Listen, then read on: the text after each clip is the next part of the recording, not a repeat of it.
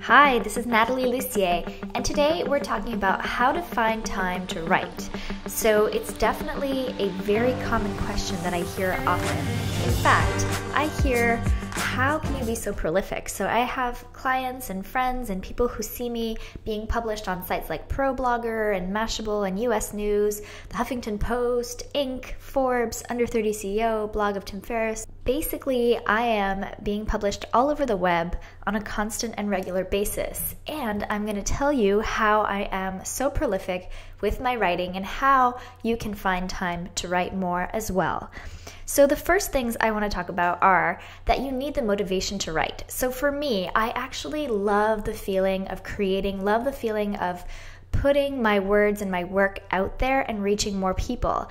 And there's just something for me about being prolific. It's actually one of the 5 things that I feel the most jazzed about. So that, you need to know what your motivation is when it comes to writing. Is it for marketing purposes? Is it because you have a novel that you want to get out there, a book you want to write? What is your motivation? And keep that front and center every day. Next, you have to be willing to write crappy first drafts. So that means that you need to separate your writing and your editing. It's okay to write something that's not perfect the first time. Third, always have ideas on deck for when inspiration seems to be taking a vacation. So if you want to write, but you just sit down and you don't have anything to say, obviously that's not going to motivate you to write more. You're actually just going to kind of atrophy your writing muscles. So here's my solution to all of these things.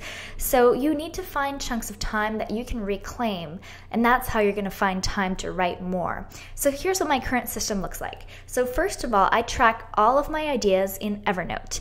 Evernote is a program that you can get on your computer, on your phone, and that way you can access all of your ideas and your notes no matter where you are.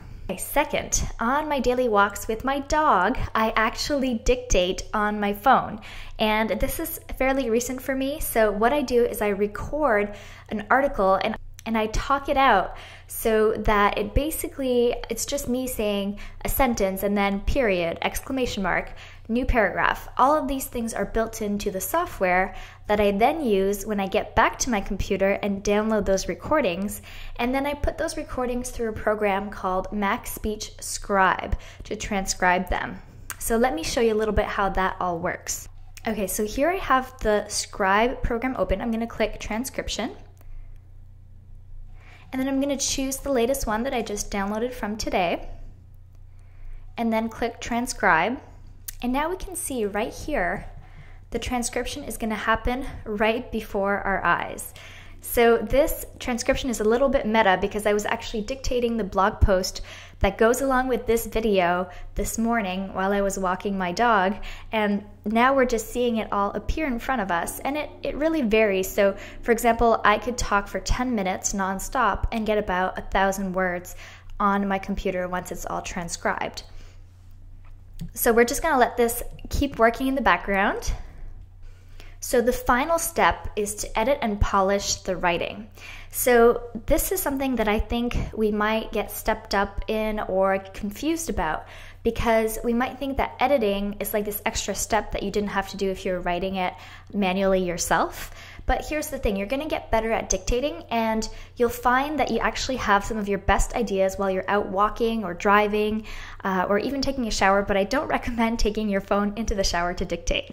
So here's the thing, when you're editing, it's actually separate from writing. So instead of being creative and letting it all flow out, now you're kind of honing it back in, making those edits that'll make everything tight and clean and lean and more specific and clear for people to read. So that's really what you have to do to make more time to write in your daily life.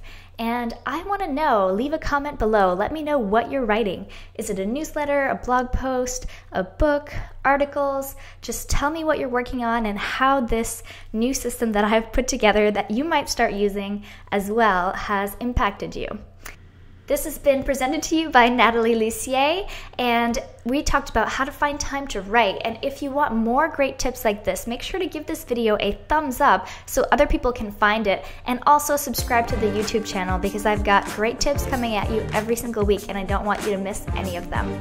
You'll also want to head over to natalielussier.com or gettechynow.com for more videos, for more free training that you don't get on YouTube that's just in your email inbox.